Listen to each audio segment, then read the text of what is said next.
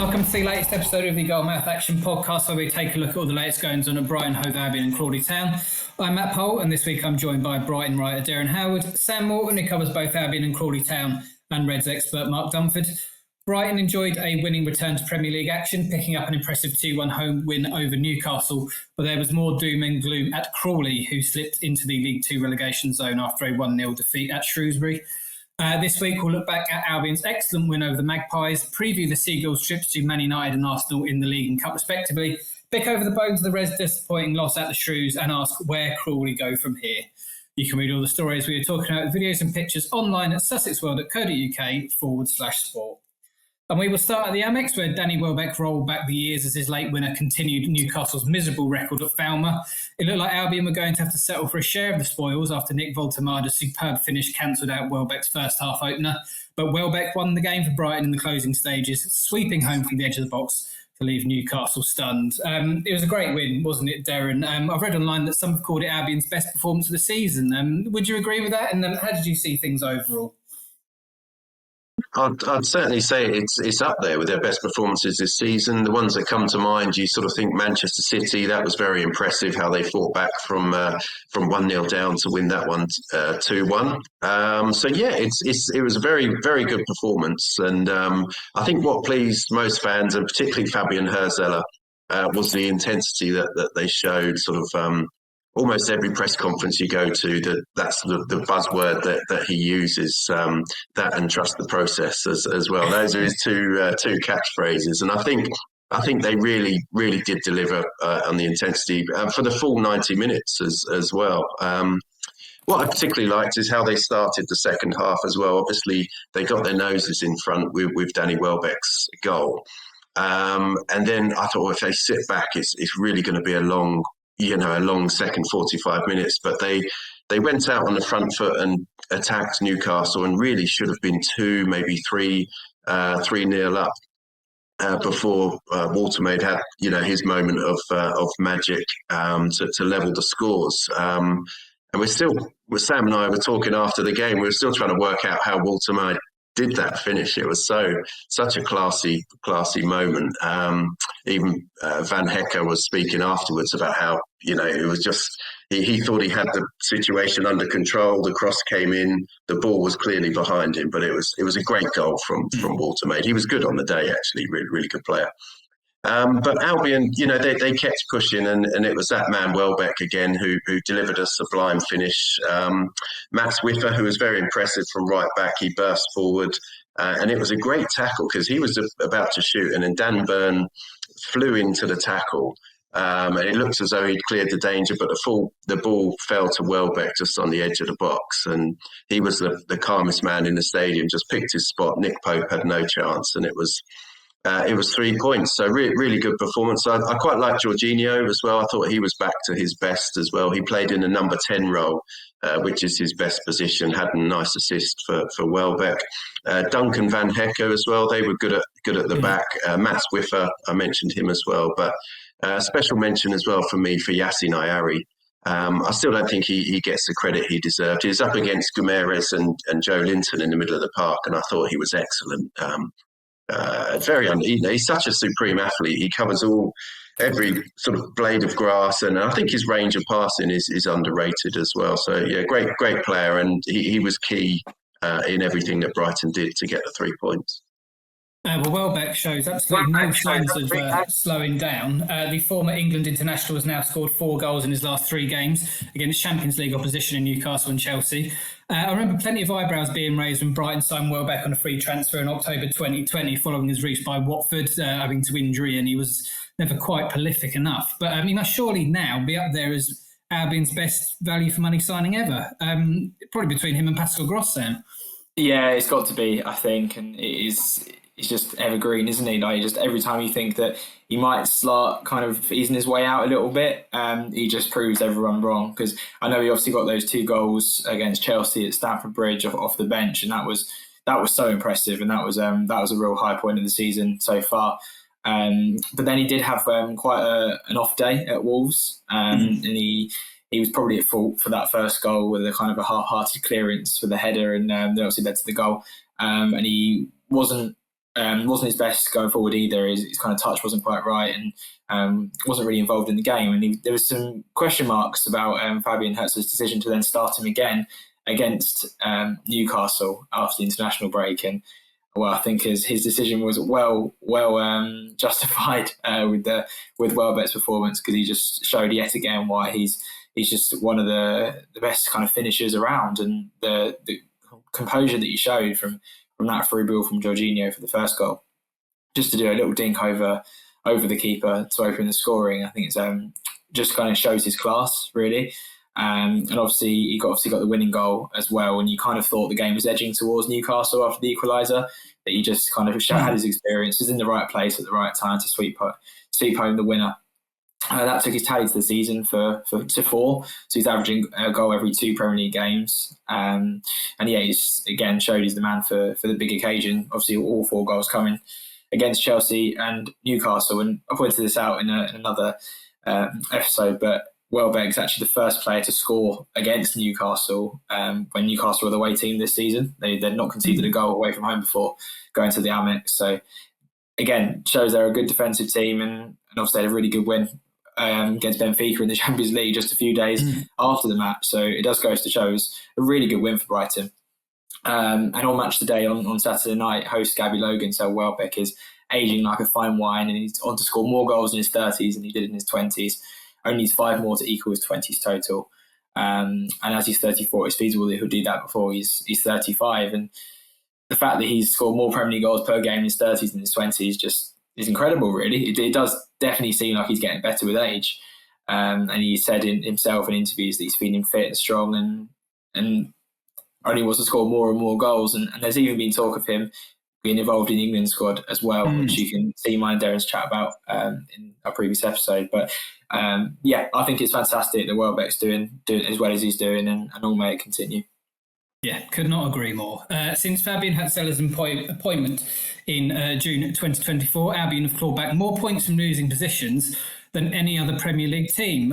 It's safe to say this Brighton team never gives up, Derren. Albion have struck late this season to take points off Chelsea, Wolves and now Newcastle. How impressed have you been with the Seagulls' never say die attitude in recent weeks? Yeah, I guess there's a couple of ways to look at it. One is, that they concede stupid goals and don't manage their games properly. It's always falling behind. But then you have to give so much. That's probably a bit harsh, but you have to then give so much credit to them that they're a team that always shows the spirit and the fight. In almost every Premier League match, and that they're very rarely out of a game. I think obviously last season they had that disaster at Nottingham Forest where they were hit for 7, and other than that, you'd have to say that Brighton have been competitive in every match I can remember under Hertzler, bar very few exceptions, and I think that's also testament to the fitness of the team as well, that they're capable of pushing all for the 90 minutes or often 100 minutes, just to keep going to the end against these teams. And that's with they've had Hertzler's been quite unlucky with the injury issues he's had at Brighton as well since he's been there, and despite those issues they can still find a way to go to the end and keep in these matches against the best teams in the division. Also, I think when you look at it, you have to say that they've also got technically gifted players as well. So when defences are tiring in the closing stages of the match, and perhaps extra gaps appear in the opposition's defences, then the likes of sort of Mitoma, Welbeck, Minte, Jorginho, they all have the quality to be able to exploit that. So I think that's you can't get away from that sort of factor either. If you're in defence and your sort of legs are cramping in the final moments, the last thing you need is Yankuba Minte sort of bombing full pelt at you. So I think it's a combination of all of those factors really. But on the whole, I think Brighton fans and Hertzler himself would probably agree that it would be nice not to have to fight back all the time. It would be far less stressful if they can stop conceding these goals in the first place and getting the job done early on. But yeah, you have to give credit to the fighting spirit. Yeah, absolutely. Well, Brighton travelled to Old Trafford to take on Manchester United in the top flight on Saturday. The Red Devils are enjoying something of a purple patch, having won 3 of their last 4 Premier League games. Last weekend, Harry Maguire's late header secured United's first win at Liverpool in nearly a decade. It's safe to say that United will be buoyant after Sunday's result, Sam. How do you see this one going? United are a bit of a enigma at the moment, aren't they? What's the latest news from the injury news from the Albion camp? Yeah, I think this is all set for a really entertaining match. I think obviously we know that Brighton's record against Man United is very strong. They often do go to Old Trafford and win, and especially in kind of recent times, it's been a game that Man United just can't buy a win, really. And obviously they had that success in the FA Cup. They obviously went to penalties. But really, apart from that, it's been all Brighton in recent years, and Brighton will be confident they can go there and get another big win.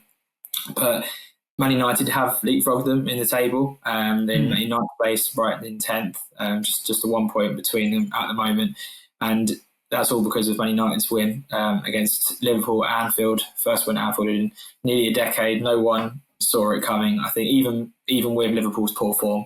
I think everyone expected Liverpool to be wanting to bounce back from that, and surely they wouldn't lose 4 games in a row. But that's exactly what happened. I think Man United were really impressive in the way they went about the match. Obviously, scoring really early on, looking to hold on to that. You knew that was unlikely to be the only goal in the game, and obviously Liverpool did get their equaliser. But then you just, in a similar kind of way to Brighton Newcastle, actually, you felt like the team that equalised would then go on to win the game, but the opposite thing happened, and it was obviously Man United that went and won it in the same way as Brighton did. And so a great header from Harry Maguire, who's obviously, again, like Welbeck, proving he's the man for the big occasion as well. And as I say, it's going to really kind of lift the spirits in the camp of Man United, who will be, I'm sure, bouncing in Old Trafford after a big win over their rivals. And they've obviously got 3 wins in the last 4 games now, two in a row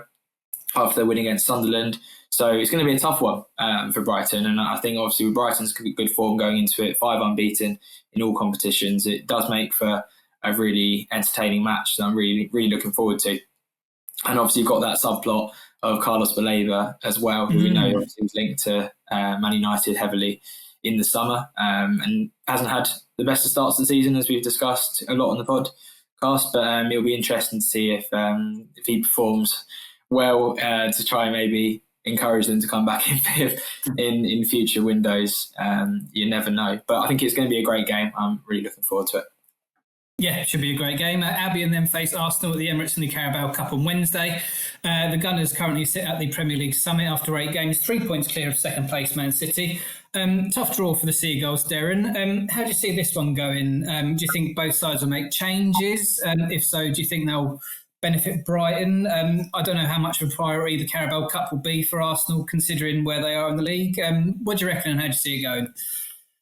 Yeah, it's an interesting one, isn't it, in terms of sort of how Arsenal prepare for this one. And I expect quite a few changes. But just looking at Arsenal, they had such a good summer transfer window, and you'd think that Arteta, he's got more than enough top level players to manage Champions League, Premier League, and the domestic cups. So I think Brighton are really going to be in for a tough evening at the Emirates Stadium. Their 3rd away match in succession in the Carabao Cup. So far they've beaten, it's going to be a real test. So far they've beaten Oxford 6-0, then beaten Barnsley 6-0 as well. So I think this is really going to be, a step up in level. But so I don't think there's going to be another 6-0. But I'd expect Jason Steele to be in goal for Bartford. He's started so far in the Carabao Cups. Diego Coppola, probably Oliver Buscagli, they'll likely be the centre-back pairing. And then the players like Maxime De Kuyper, who need the minutes, will feature as well. De Kuyper and Weaver are just coming back and finding their top form after recent injuries. So it could be a chance for those guys as well to get more minutes. But much will depend on how they get on at Manchester United. As Sam mentioned, Carlos Baleba hasn't quite been at his best, but hopefully he can, progress as well and play against Arsenal. But personally, I'd like to see Costulas and Tissimas and Watson go from the start against Arsenal. I think that would be great to see, real fresh young attack in this. And I think that's what these competitions are for, to put out your strongest team, but also to give the likes of these young players a chance in this competition as well. And then they'll have to see with the injuries that they've got at the moment with Brian Gruder to Kara Matoma, how they're going to be managed in the next couple of games as well. We'll have to wait and see. But yeah, it's going to be a good contest against a very strong Arsenal team. Yeah, absolutely. Best of luck to Brighton on the road this week. I hope you put 28 past Arsenal. I don't like Arsenal. Now we will cast our eye over Crawley Town, who endured a miserable afternoon at Shrewsbury on Saturday. Will Boyle's 84th minute header saw the Shrews move 3 points clear of the Reds, who dropped into the League Two relegation zone. Crawley also saw striker Harry McCurdy sent off in the 65th minute for an off-the-ball challenge on Luca Hall. Not great again, Mark. Where did it go wrong for them? Well, I know we're going to come into a bit more depth what Lindsay said about McCurdy, but that had a lot to do with it. I think he had a goal disallowed, then he got sent off. The disallowed goal, by all accounts, was onside, but it was ruled offside. But we'll do Mark's weekly Reds stats roundup again. Go for it. Crawley had 67% possession, 15 total shots, only 3 on target. Possession wise, they did 483 passes compared to Shrewsbury's 220, so literally doubled the amount of passing. Their XG was better. Their XG on target wasn't better, but I don't know. It's just not clicking. The amount of times I've read out stats like that. The Cambridge game was another one where they lost 3-1 away, where they dominated the game, had more chances, had more possession, completed more passes. It's just not clicking. I'm sure you ask any Crawley fan, those stats, they'd rather have 2 shots on goal, 2 go and win 2-0, have 10-20% possession. They'd rather have that than have that. But they're exciting to watch at times because they do create those chances. And if they weren't creating chances, there would be a big problem, wouldn't there? But they're just not converting, and it's just not clicking. Harry McCurdy, he's had his golden season under Scott Lindsay before at Swindon. Danilo Orsi had his golden season, didn't he? They just haven't got a proven goal scorer. Ryan Loft, we know, hasn't had a season where he scored 20-odd goals, but a journeyman kind of thing. They just haven't got that prolific striker. McCurdy just shows all the potential of being that, but it's just not clicking. They're creating a lot of chances. Are they creating the right chances? What is the right chance? I don't know what the right chance is. But yeah, it's just not clicking at the moment. And maybe something has got to change, but Scott Lindsay's not going to change his style. So they're going to continue to be possession-based, continue to create chances. They're just all hoping that it clicks and somebody gets on the end of those chances. Is the team going to be on the end of an absolute battering from Crawley at some point? I don't feel it is this season. You felt that during the promotion running season, but at the moment, it doesn't feel like that's going to happen because it just hasn't got the same atmosphere as it did during that promotion winning season. But who knows? Hopefully, they've got Bristol Rovers at home. It's a great chance to have that, turn it around, but it just doesn't feel quite right at the moment. Yeah, we'll explore both those points a little bit later on. But as Mark alluded to, Reds manager Scott Lindsay pointed to 2 key decisions that cost his side at Shrewsbury. What were those decisions, Sam Morton, and what did Lindsay have to say about them in particular? Yes, so he again criticised the officials.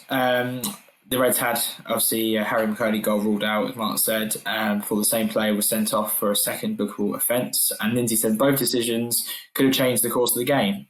He said it would probably land me in trouble, but what's the point in holding back? Because they're really bad decisions. Harry McCurdy is 2 yards onside for his goal, and McCurdy slips on the sending off, and they're just really, really bad decisions. The first one obviously changes the course of the game because we go 1-0 up, and the second one changes the course of the game because we don't play with 10 men. We play with 11 if he gets the decision right. But there you go. We're about to take Harry McCurdy off at the moment as well. So it just makes the whole situation a lot worse. But they're accountable for a lot today, referring to the officials. But then he said, so are we as well. But he said the standard of officials this season, is kind of not going in Crawley's favour because he doesn't think the standard has been good enough, quite simply. And but I think Lindsay probably, as he knows himself, needs to focus on obviously the issues that he has in front of him. And unfortunately, obviously, what the referees decide to do is out of his control. And obviously, it's hugely frustrating if they get decisions wrong. But I suppose the fans probably won't want to hear him moaning about the officials and decisions when things are as bad as they are at the moment. There's probably bigger issues at play rather than just decisions. But obviously, you can't turn your head away from the fact that they've had to clear big decisions go against them on this occasion. And obviously, it's not for the first time either that it's gone against Crawley. But they need to roll their sleeves up and really, really turn their fortunes around because it doesn't look great at the moment. No, it doesn't. Lindsay also said Crawley Town had become a shadow of what they really were. As you mentioned, Mark, with all those stats, they dominated proceedings at Shrewsbury, but once again fell short where it mattered most. Quite a big question I'm about to ask you, but what has gone so wrong at Crawley this season?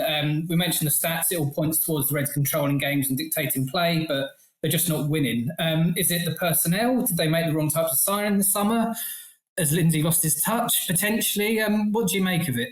I mean, it could be a mixture of all those things. As I just said previously, it just doesn't have that same feel because arguably they've made better signings than promotion winning season in terms of experience, league know-how, a bit more players that are a bit more streetwise like Harry McCurdy, etc. Someone who knows how to do the dark arts a little bit, which is something they probably didn't have really in those maybe Clyde Lawless a little bit, but it just has not clicked. And Lindsay talks about he's got to coach them and he's got to do all this, but everybody knows. Well, we assume Scott Lindsay's a really good coach because of what he's achieved in the past. He brings players through. He's made gems out of people that we've never heard of before. But it just hasn't clicked this season, and that surprises me a lot because they've got the basis, the foundation of the team's really good. When you look at the Dion Conroy, Josh Flint, Charlie Barker, who all played in League One last year. They got a good goalkeeper in. So that basis is really good. But it's just on that attacking foot. It's just the finishing. So arguably they haven't got the right strikers in, but good strikers who are going to get you 20 goals a season cost you a lot of money, and Crawley don't have a lot of money. So it's not as easy. You're hoping, as I said before, of a golden season for Harry McCurdy, for Kabi Shamanga, all people who have scored goals in the past, but not at a sort of really good tally, as it were. But I don't know. I mean, I don't feel it's anything Scott Lindsay's doing. I think it's just the team not gelling. And we've said it before and again and again. In the promotion winning season, they didn't have the best start. They had a decent start, a better start than they had this year. But in October, they won 1 point in 5 games, and everybody was talking all doom and gloom then. I remember it all on socials, but the fans seem to be a little bit more negative than they were then as well. They're not seeing the light at the end of the tunnel, which they did in that season. They could see, I can see how this is going to turn around. But this time it's not. So I can't put my finger exactly what's wrong, but I just feel there is something missing, certainly up top with just the finishing. I mean, I know Danilo Orsi talked a lot about Cole Larriman being key in that. In his golden season, Crawley haven't got Cole Larriman this year.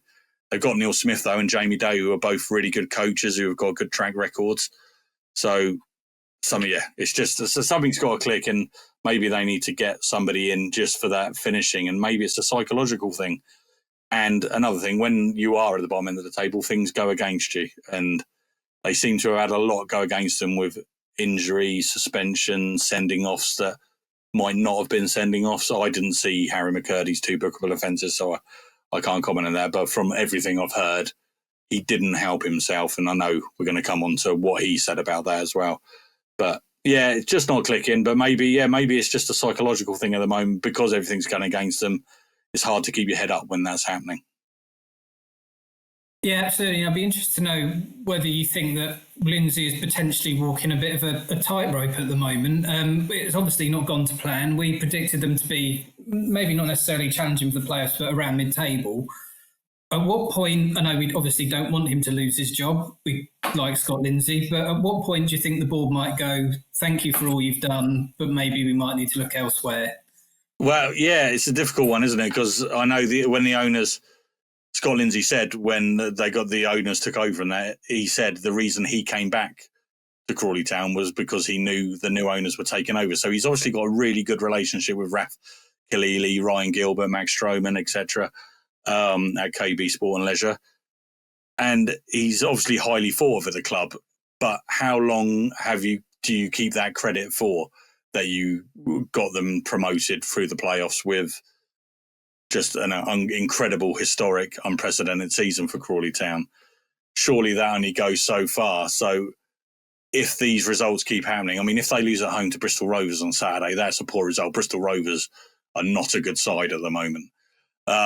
So if they don't get a result there, I mean, but you go back 2 weeks and everything was positive again because they held and outplayed the league leaders Walsall at the time, but only drew 1-1. And you just think there is something there. It can improve, but how long do you leave it if they do keep losing and keep getting poor results against poor teams like Shrewsbury, like Barrow? Well, Barrow, not a poor side, but losing games like that. So I don't know.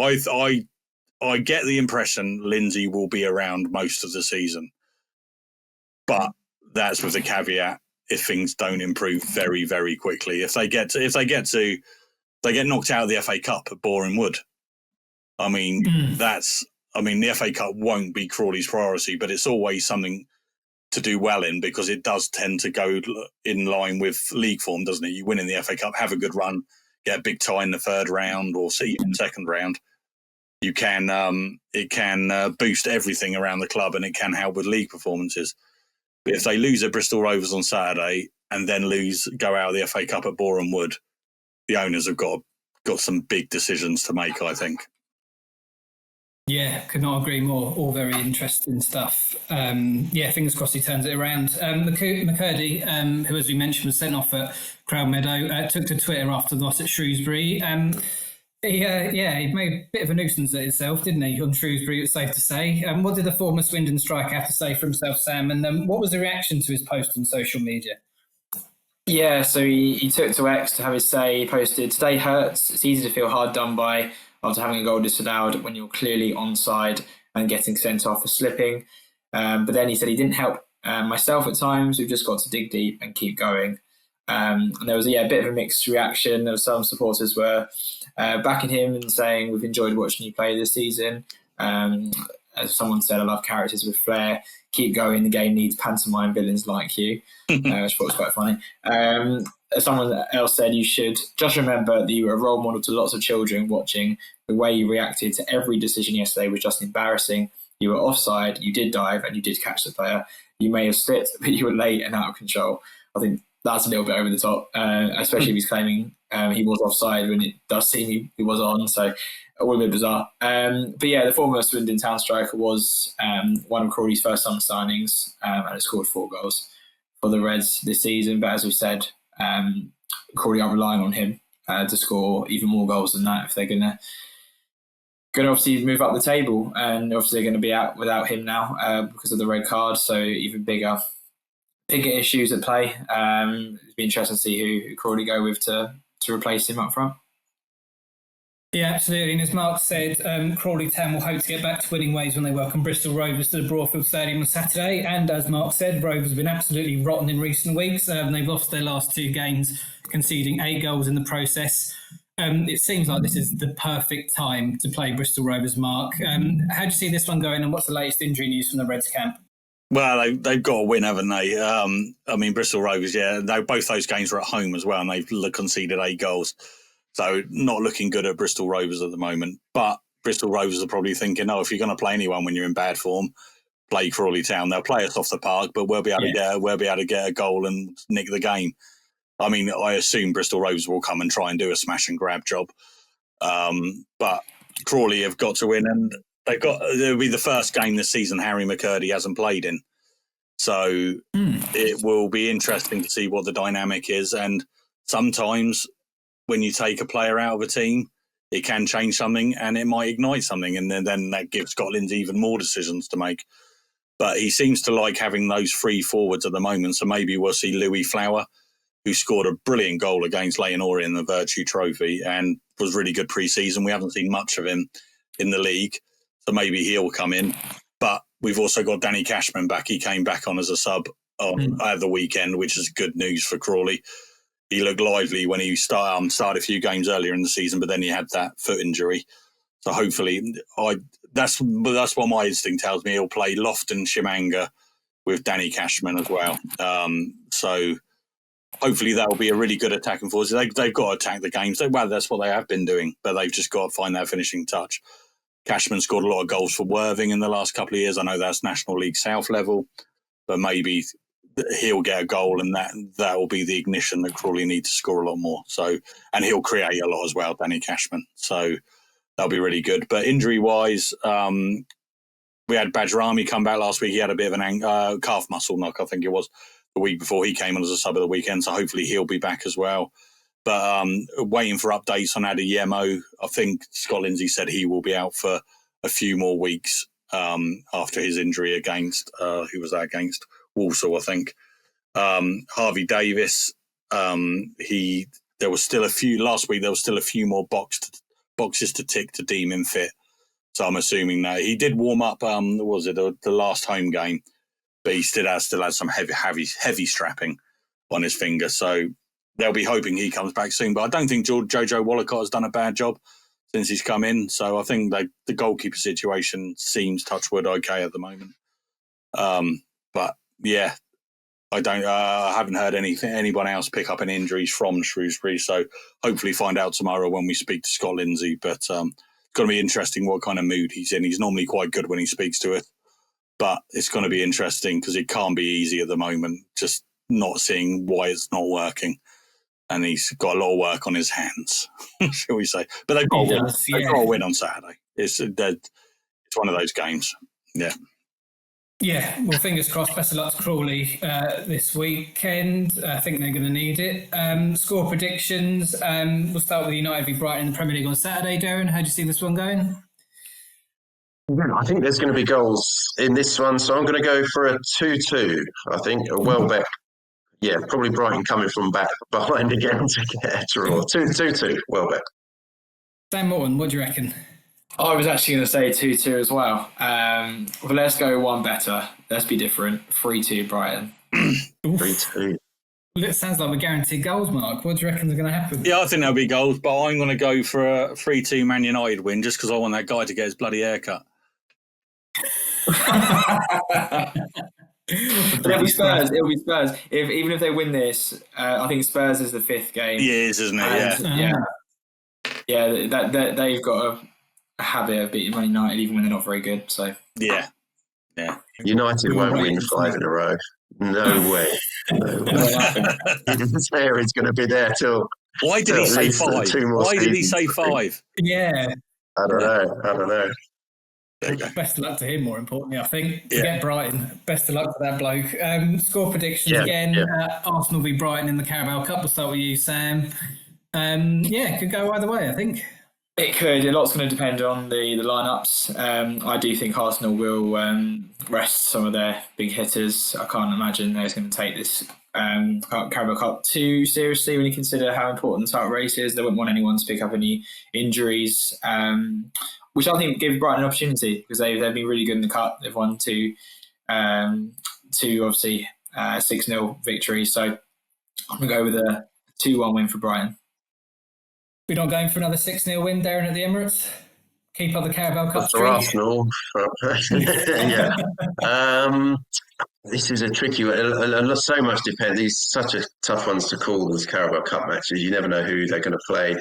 A few, actually, Arsenal got a few ex-Brighton players as well. So they've got Ben White, Trossard and Gyökeres. So it'd be interesting to see if they play. But I'm going to go, goodness me, I'm going to go 2-1 to Brighton, I think.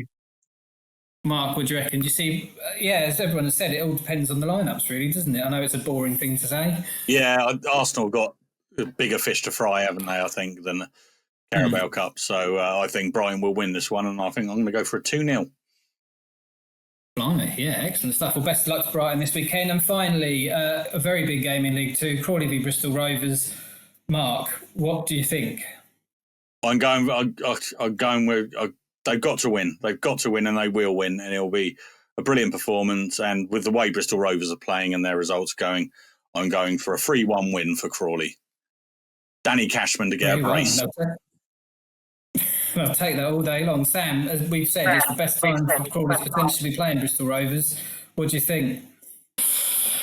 It is the best time to play them, but I don't know, there's such a lack of confidence at the moment. They're going to be without Harry McCurdy. I want to be a little bit less optimistic. 1-1. Would they take a draw, Mark? No. Scott Lindsay will not. No. Scott Lindsay will not be happy with a draw, even if they play them off the park. Amazing. Knowing Scott Lindsay, he will not be. He would not take a point. Blimey, no pressure on Crawley then. Derren, what do you think? A win's a must. Yeah, hook or by crook, they have to get a win. I was going to ask about Danny Cashman actually, so I'm glad he's back. I think he could make the deal. Think they're going to grind out a 1-0 win. I think Cashman could be with his return coming back. Yeah, fingers crossed. Well, thank you very much for joining us this week, chaps. Hopefully next week we can toast a long-awaited Crawley Town win.